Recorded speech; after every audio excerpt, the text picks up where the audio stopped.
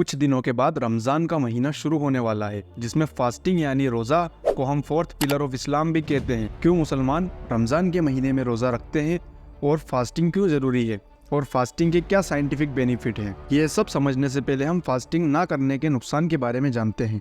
World health organisation की top 10 causes of death 2016 की report के मुताबिक मैक्सिमम कॉजेज ऑफ डेथ कहीं ना कहीं हमारे खाने पीने या एक्सरसाइज ना करने की वजह से है।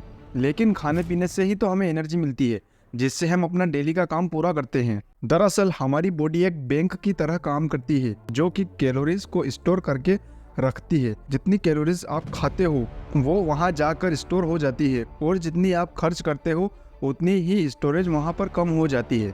पानी को छोड़कर जितना भी खाना हम खाते हैं या जूस पीते हैं, इन सब में कैलोरीज होती है, जिसका मेन काम हमारी बॉडी को एनर्जी देना होता है। हर इंसान का BMR बेसल मेटाबॉलिक रेट अलग अलग होता है।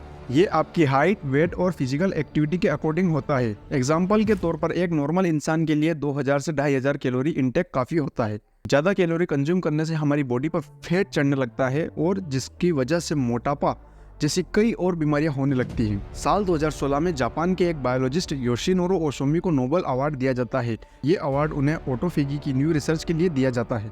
तो आखिर ये ऑटोफेगी होता क्या है? ऑटोफेगी ये 2 वर्ड से मिलकर बना है। ऑटो मतलब सेल्फ, फेगी मतलब ईट। ऑटोफेगी एक नेचुरल प्रोसेस है जो कि सेल्स के अंदर होता है। ऑटोफेगी को आसान वर्ड में समझे तो ये एक साफ सफाई करने की प्रोसेस है, जो कि हमारी बॉडी को डिटॉक्स करने का काम करती है। जो कुछ भी गंदगी सालों से हमारी बॉडी के अंदर होती है, ये इसे रिसाइकल करने का काम करती है। कुछ केसेस में ये कैंसर के अगेंस्ट भी काम करती है, और ये प्रोसेस 12 से 16 घंटे की फास्टिंग के दौरान ही मुमकिन होता है। आसान जबान में समझे तो ये प्रोसेस तभी होती है जब आप 12 से 16 घंटे भूखे रहें, क्योंकि हमारी डाइजेस्टिव सिस्टम एक वक्त पर एक ही काम कर सकता है। या तो वो जो भी खाना हम खाते हैं उसे डाइजेस्ट करता है, या फिर जब हम भूखे रहते हैं तो वो बॉडी को साफ सफाई करने का काम करता है। पूरी दुनिया में मिलियंस ऑफ मुस्लिम रमज़ान के महीने में सनराइज से लेकर सनसेट तक 14 से 16 घंटे का रोज़ा रखते हैं।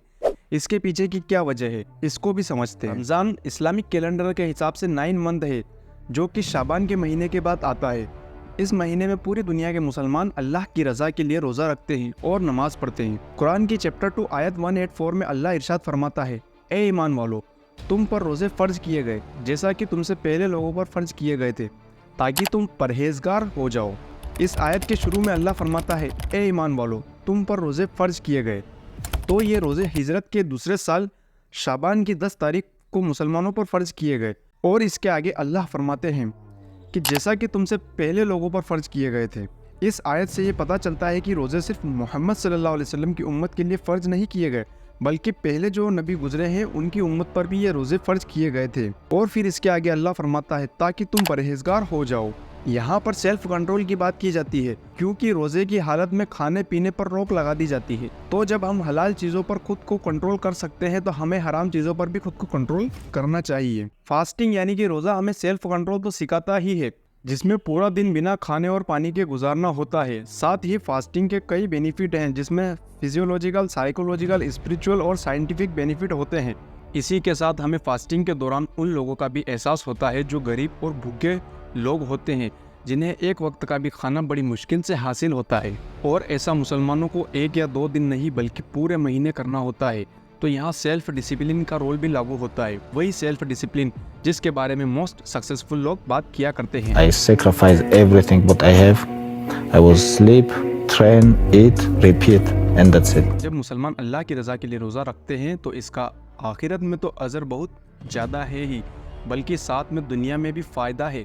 रोज़ा यानी फास्टिंग हमें सेल्फ कंट्रोल, सेल्फ डिसिप्लिन सिखाने के साथ साथ हमारी बॉडी को डिटॉक्स करने का काम भी करता है, जिससे कि हम बहुत सी हार्मफुल बीमारियां जैसे कि blood sugar, inflammation, heart health, brain function, weight loss और कैंसर जैसी बीमारी से बचा जा सकता है। एक बात और ध्यान रखने वाली है कि आपको सहरी और इफ्तारी में हेल्दी फूड ही खाना है, नहीं तो फ़ायदे की जगह नुकसान ज़्यादा होगा।